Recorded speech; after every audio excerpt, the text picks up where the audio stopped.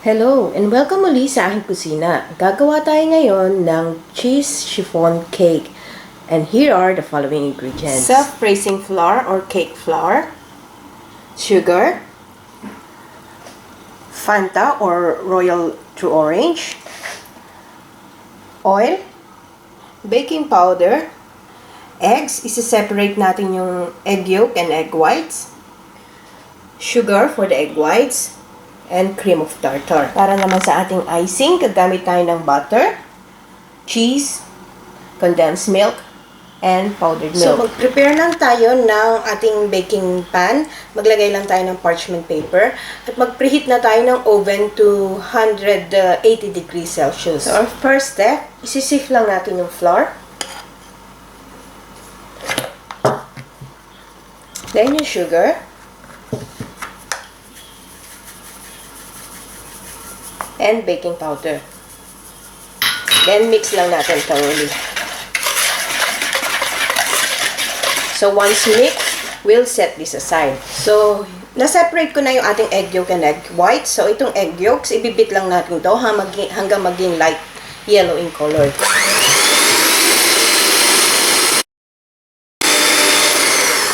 So, the egg yolk is ready. So, isama na natin yung iba pang ingredients. So, yung ating royal or yung Fanta, yung ating oil,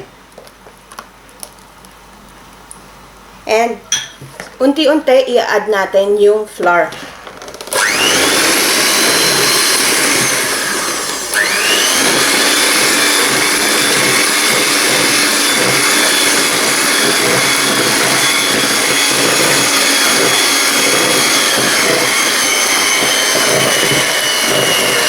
So, we'll continue beating or mixing hanggang sa maging smooth yung ating butter. Make sure not to over-mix it. So, ayan. Our butter is smooth and lump-free.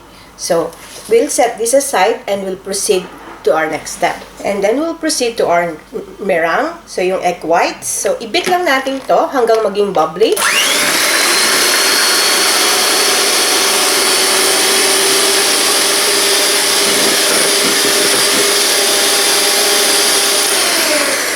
Then we can add the cream of tartar.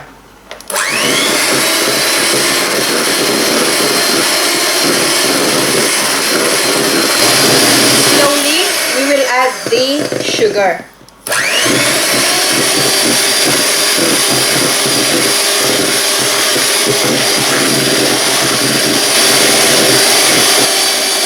And we will continue to mix this hanggang makalitis tayo ng soft thick stage.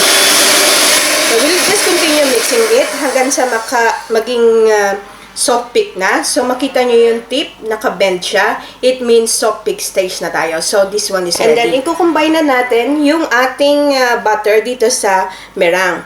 So, in 3 parts.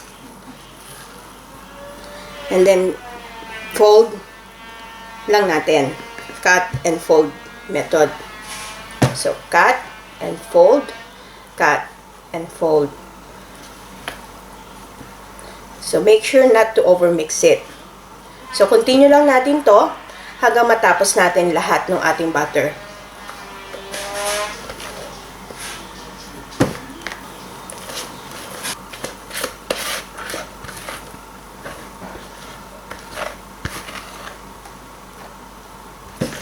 So, ayan.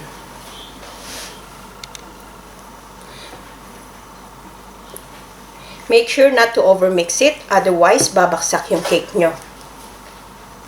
So, it takes a lot of practice talaga. And make sure na hindi din naman undermix, otherwise yung inyong butter mapupunta sa ilalim, titigas din yung cake nyo. So, ayan, well mixed na. So, this one is ready. Kunin na natin yung ating pan. And then, isasalin lang natin siya. So, ang pagsalin, pag ganon.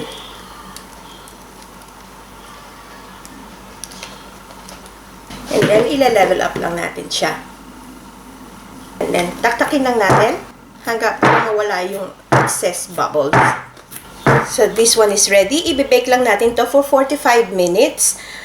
Check natin to later. So, while waiting for our cake to bake. So, etong ating butter, kinat ko lang into cubes. So, malambot na siya. I-cream lang natin to. So, ayan. Well cream na yung ating butter. I-add natin ngayon yung condensed milk slowly.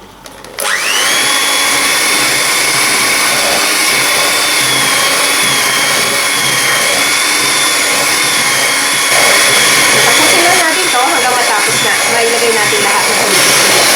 Ayan. Well mixed na. I-add naman natin ngayon slowly yung ating powdered milk. Dahan-dahan lang para hindi tayo mapulusan. Tuloy lang natin to hanggang mag-consume natin lahat yung ating powdered milk. So, I've been mixing this for more than 5 minutes now. So, i-check lang natin. So, pagka ganitong smooth na yung ating butter at saka powdered milk, pwede na ito. So, we'll set this aside and we'll just wait for our cake to bake. And then, i-cool down lang natin to bago tayo mag-frosting. This been baking for 45 minutes now. So, i-check lang natin. So, kuha lang tayo ng stick. Tusukin lang natin sa middle. Comes out clean. So, this one is ready. We can switch it off and remove it from the oven. So, straight from the oven, i-transfer lang natin to sa cooling rack. And then, tanggalin lang natin yung ating parchment paper. Yan. So, we'll cool this down completely bago tayo mag-frosting. So, here's our cake na nag-cool down na. So, tinanggal ko lang yung crust on all sides. So, pwede na tayo mag-frosting. So, ilagay lang natin yung ating frosting sa ibabaw.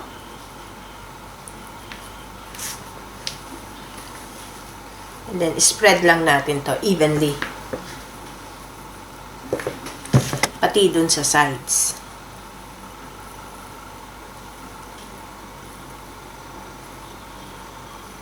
So, continue lang natin to hanggang ma-spread na natin lahat yung ating frosting. So, ayan. Well covered na yung ating cake. Hindi naman kailangan na smooth and perfect yung pagkakalagay ng frosting. And then, ilalagay na natin ngayon yung cheese on top. So, sprinkle lang tayo ng cheese. So, itong cheese, depende sa inyo kung hanggang gano'n nyo karami gusto ilagay. So, the more, mas masarap. So, make sure na well-covered lang ng cheese yung inyong cake. Pati dun sa sides, lagyan nyo din. So, yun lang.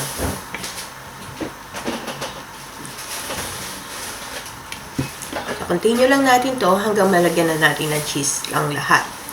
So, here it is, guys, our chiffon cheesecake.